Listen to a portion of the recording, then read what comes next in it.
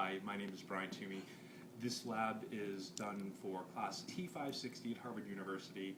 The purpose of this lab is to teach first and second year science teachers at the junior high level how to engage students and actually follow a lab using both scientific method and then also the principles of density and buoyancy.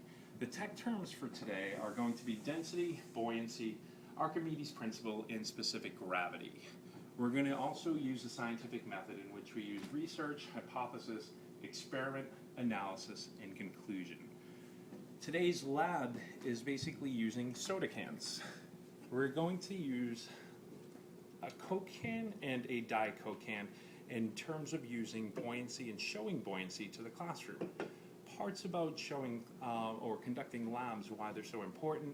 Lots of students, when they understand easier principles or principles which are easier to grasp, if we were doing animals, then we could do what are the special adaptations, and we could start with the special adaptations maybe for a certain animal like a bear and say their claws and that they're able to hibernate in their size. But when we talk about density and buoyancy, it's a much more difficult way to have them understand. So sometimes doing labs are the perfect way.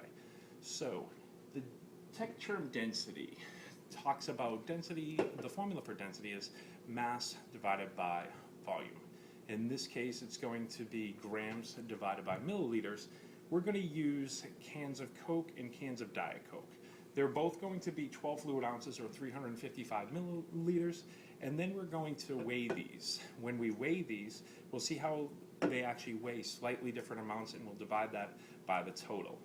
All of the information that I have in terms of the tech terms, in terms of the scientific method, and in terms of the lab that you can use will actually be available download on this VoiceThread document. So when you go to the VoiceThread document, you'll see a report for the lab report. On the lab report, we're going to build in certain types of scaffolding for each of our students. In terms of weighing, you can have students work in groups. You can also allow them to use calculators if they need to in order to do the division. For your higher functioning students, you can have the students actually do the division out by hand. The other part about scaffolding in reaching various types of learners, we're going to have the students on their lab reports either draw out what happens to the soda cans, or we're going to have them write out what happens to the soda cans. That's going to be their option. So anytime that we start with the scientific method, we're going to start with the research. We're kind of doing the research for our students. We're saying we're going to take the lab to them. So in this lab, what you're going to need is a see-through plastic container, some water to fill that up. We have Coke and Diet Coke, but we also have some other cans. We have Sprite and we have Canada Dry. The next part is going to be the hypothesis. This is kind of the engagement part. Your hypothesis is going to be, what is your prediction to the problem? So for this lab, our hypothesis is going to be, will the cans of soda or diet soda sink or float? We're going to then have them either draw in or write in what they think is going to happen. After we have them write or draw in, and we can do this with the whole class, we can then add in the cans. When you add in the can, you want to make sure that you actually put it in on the side, being careful not to have an air bubble on the bottom. So when we make sure that we put it in, we put it into the side, and we can see that the can of Coke will actually sink to the bottom. When we add in the can of Diet Coke, we will see that we will actually drop it on in, and it will float to the top.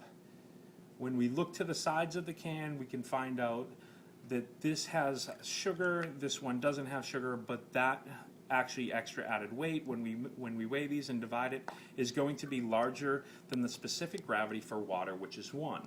I also have included a lab with, or a little downloadable document with various liquids and what their specific gravity would be for each one. You can then continue to add different types of cans into the water if you would like.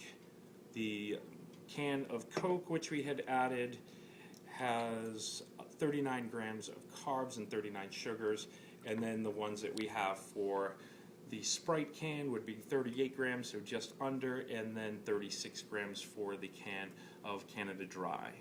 Conducting labs in this way, in which we are able to show students the difference between a can actually sinking and floating, and the difference of buoyancy, which is what keeps us on up, or having a density greater than 1 and it sinks, is a lot more engaging than just reading density is equal to volume, or mass divided by volume. Hopefully you've enjoyed this little presentation. Thank you for your time. Take care.